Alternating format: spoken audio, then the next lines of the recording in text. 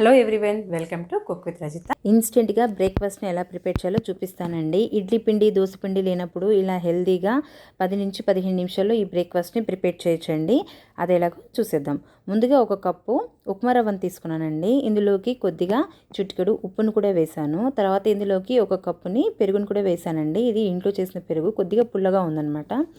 ఇలా పెరుగు ఉప్మా రవ్వ రెండు మిక్స్ అయ్యేలాగా ఉండలు లేకుండా ఇలా బాగా కలుపుకోవాలి. తర్వాత ఇందులోకి ఒక కప్పు వరకు వాటర్ని యాడ్ చేశానండి. వాటర్ కూడా వేసి మొత్తం మిక్స్ అయ్యేలాగా ఇలా కలుపుకొని క్యాప్ పెట్టేసి ఒక 10 నిమిషాలు అలా పెట్టేద్దామండి. ఈలోపు మనము వెజిటేబుల్స్ని కొద్దిగా ఫ్రై చేసుకుందాం పచ్చివాసన పోయే వరకు. తర్వాత స్టవ్ ఆన్ చేసుకొని ఒక కడాయి పెట్టుకొని ఇందులోకి 1 టేబుల్ స్పూన్ ఆయిల్ వేసి ఒక 2 టేబుల్ స్పూన్ జీలకర్ర ఆవాలు వేసానండి. కొద్దిగా మినపప్పు కూడా వేసాను. ఇలా మిక్స్ అయ్యేలాగా కలుపుకోవాలండి. ఒకసారి కొద్దిగా చిటపట అనే వరకు వేయించుకున్న తర్వాత ఇందులోకి ఒక చిన్న సైజు ఆనియన్స్ని ఇలా కట్ చేసుకొని చిన్న చిన్న ముక్కలుగా వేసేసుకొని, అలాగే ఒక 2 పచ్చిమిర్చిని ఇలా చిన్న ముక్కలుగా కట్ చేసుకొని, కొద్దిగా కరివేపాకుని కూడా చిన్న చిన్న ముక్కలుగా కట్ చేసుకొని ఇందులో వేసేసానండి. లైట్గా ఫ్రై చేస్తున్నాను.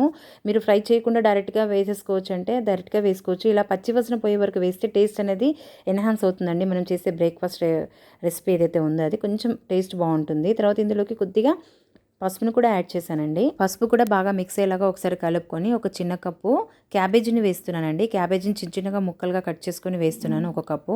పిల్లలు వెజిటేబుల్స్ తినరనుకోండి, ఇలా వెజిటేబుల్స్ అన్నీ కలిపి మీరు బ్రేక్ఫాస్ట్ చేస్తే ఈజీగా తినేస్తారు.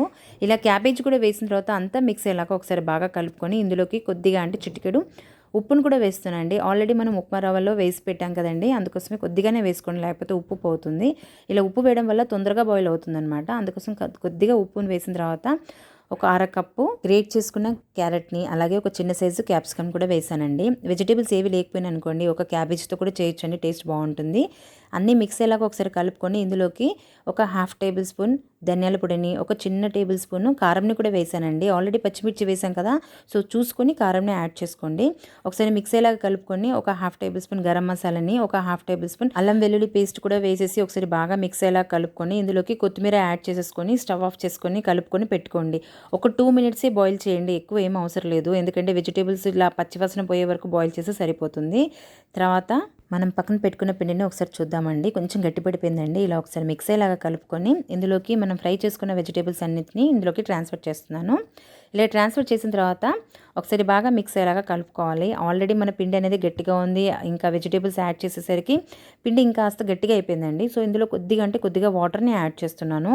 వాటర్ అనేది చూసుకొని వేసుకోండి. నాకు కొద్దిగానే పట్టాయండి వాటరు, అంటే ఒక 2 టేబుల్ స్పూన్ వరకు పట్టాయి, అంతే, ఎక్కువ పట్టలేదు. మీరు దాన్ని బట్టి చూసుకోండి. మనం వేసేది ఇట్లా దోశల్లాగా ఉత్తప్పంలాగా వేస్తున్నాం కదా, సో ఆ కన్సిస్టెన్సీ చూసుకొని ఇలా వాటర్ని యాడ్ చేసి కలుపుకొని పక్కన పెట్టుకోండి. తర్వాత స్టవ్ ఆన్ చేసుకొని ఒక చిన్న పెనం పెట్టుకున్నానండి. నేను ఇలా ఉత్తప్పం వేస్తాం కదా అలా వేస్తున్నాను. మీరు వద్దనుకుంటే దోశలాగా పొడుగ్గా పెద్దగా కూడా వేసుకోవచ్చు, లేదా బిల్లలు కూడా వేసుకోవచ్చు. పిల్లలు ఇష్టంగా ఎలా తింటారో చూసుకొని వేసుకోండి. నేను ఇక్కడైతే ఉత్తప్పంలాగా ఇలా వేసేస్తున్నానండి. చూసారు కదా కన్సిస్టెన్సీ ఎలా ఉందో, ముద్దగా ఇలా వేసేసి ఎంత వీలవుతే అంత స్ప్రెడ్ చేసుకోండి సన్నగా.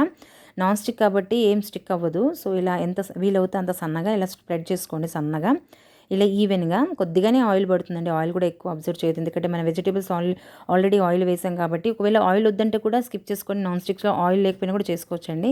ఇలా ఈవెన్గా స్ప్రెడ్ చేసి క్యాప్ పెట్టేసి ఒక 1-2 మినిట్స్ వరకు అలా వదిలేయండి. పైన ఇలా డ్రై అయిపోవాలి. మనం వేసిన పిండి అనేది ఇలా కనిపించకుండా డ్రై అయిపోవాలి. డ్రై అయిన తర్వాత ఇంకో వైపు కూడా అలాగే ఫ్లిప్ చేసుకొని ఇంకొక 1 మినిట్ వరకు కుక్ చేసుకోండి. చూసారు కదా ఎలా క్రిస్పీగా ఎంత బాగుందో. ఇలా వెజిటేబుల్స్తో మీరు పిల్లలకి ఇలా బ్రేక్ఫాస్ట్ చేయండి. ఇంట్లో వాళ్ళందరూ ఇష్టంగా తింటారు. ఇప్పుడు రెగ్యులర్గా మనం దోశలు, చపాతీలు ఇలా తింటుంటాం కదా, ఇడ్లీలు, ఇలా కాకుండా ఇలా ఒకసారి ఇలా ట్రై చేయండి, బాగుంటుంది. ఈవినింగ్ స్నాక్స్లో కూడా బాగుంటుందండి.